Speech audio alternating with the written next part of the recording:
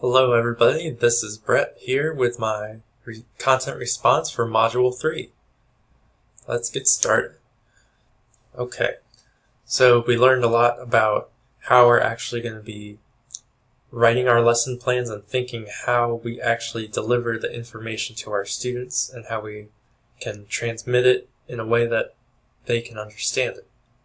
So we learned about objectives, how to write them, and how to draw upon them from the Common Core and also the state standards. We learned more about Bloom's taxonomy and also about instructional planning. So we really learned some details about how we're supposed to clearly state our objectives, what to do and what not to do. I thought that was very helpful because I've had experience writing a couple lesson plans in island ecology for educators, and I thought I was just minimally prepared for that. So this class is really good for giving me some in-depth in terms of preparing for that. Also, I think that Bloom's taxonomy really encourages internal processing of information. The teacher has to be really introspective and try to put their mind in that of the students who hasn't been presented this information before, and how you can try to clearly state that and also differentiate different levels of knowledge.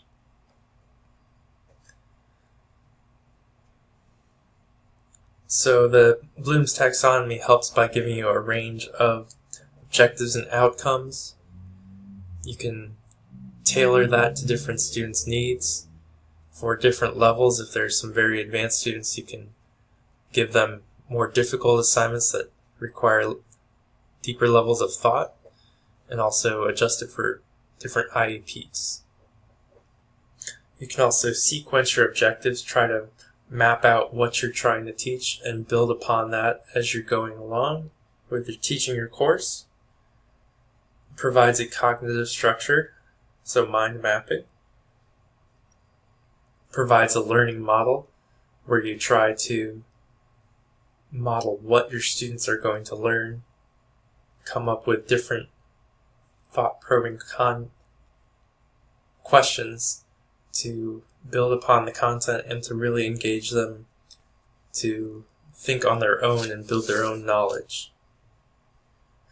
Also, it really reinforces the learning by motivating them to think about, internalize their thinking process, and really engage their minds in learning.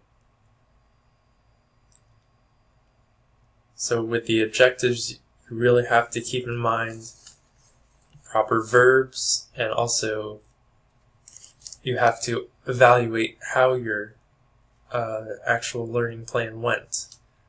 Where there's things that the students didn't understand, things that you might have done better, or things that really didn't connect with the students. So I guess each time you teach that with that lesson plan, you have to modify and evaluate what went right, what went wrong, and what can just be improved.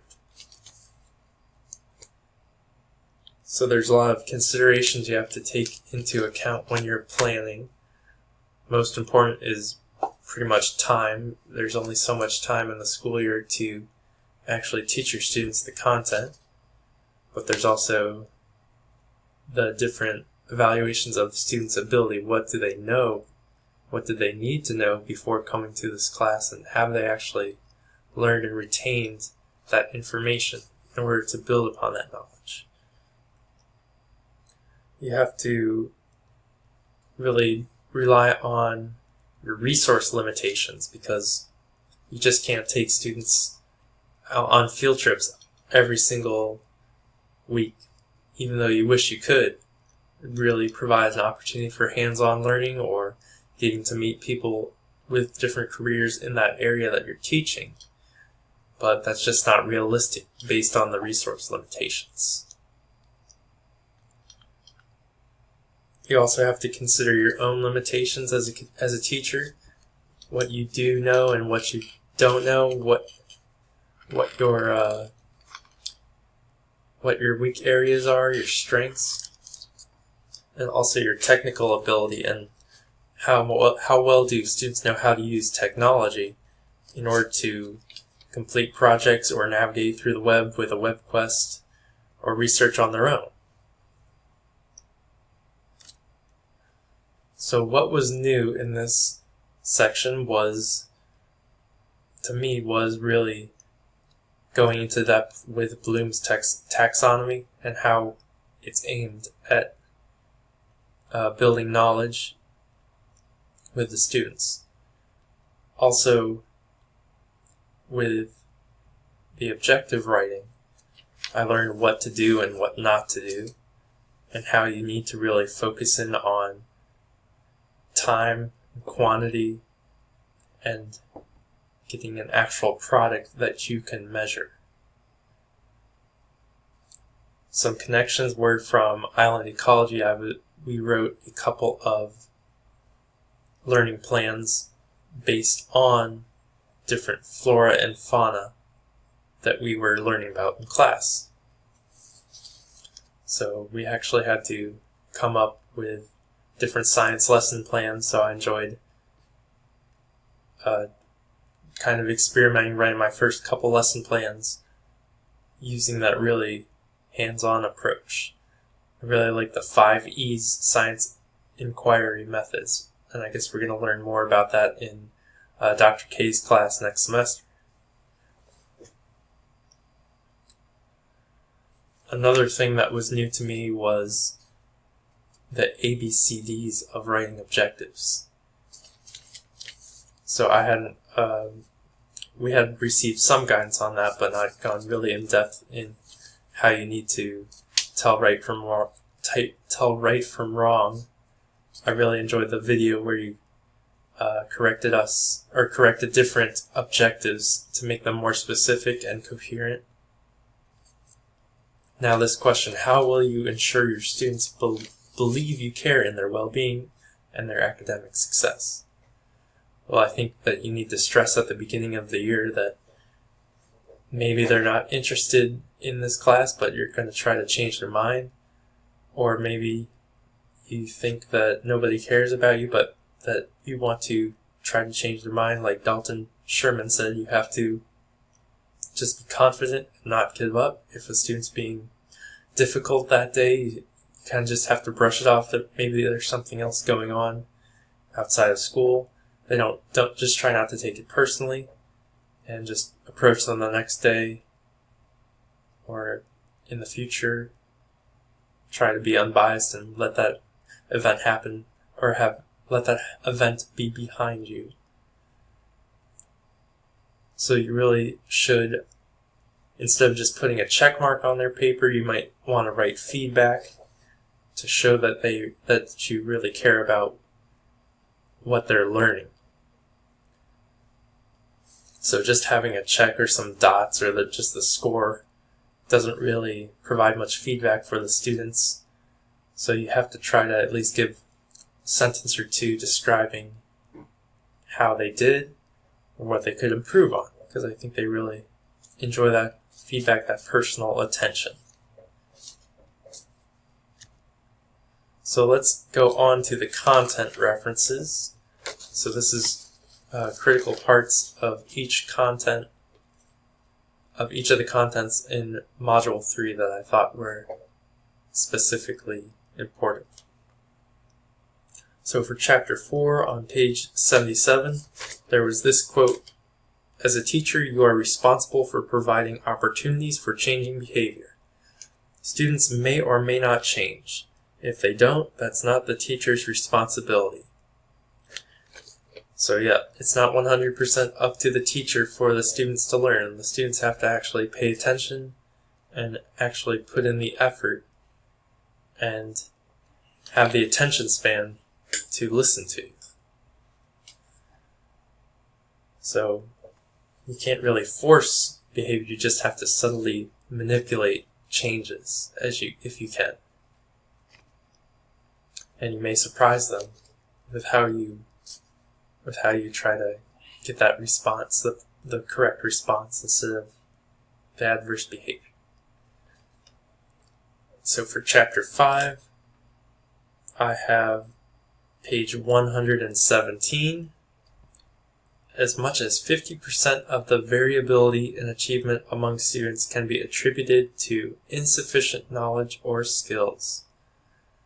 So, as high school teachers, we're going to have to be really aware of gaps in knowledge among different students. Maybe their teacher in middle school didn't cover the objectives too hard or too in-depth, like they might have rushed it at the end of the year. Or the students might have forgotten it, and since they haven't heard about that information perhaps in 2 or 3 years. So that's why I chose this quote.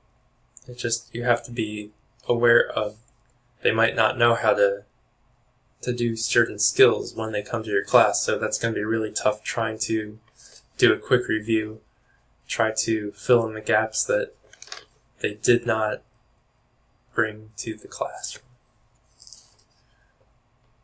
So in your academic standards video, at minute 130, you talked about the literacy for all core subjects as part of the Common Core standards. So I was just glad that you explained Common Core a little bit more in detail, because I heard teachers talking about that before, but I didn't really research for myself what it's all about. I didn't know it was just mostly for focusing it on English language arts and math. So it's mostly for science. It's talking about basic literacy and not as in-depth as English and ELA, I suppose. In your learning objectives video, at minute 10 and 10 seconds, you said, I can't measure, learn,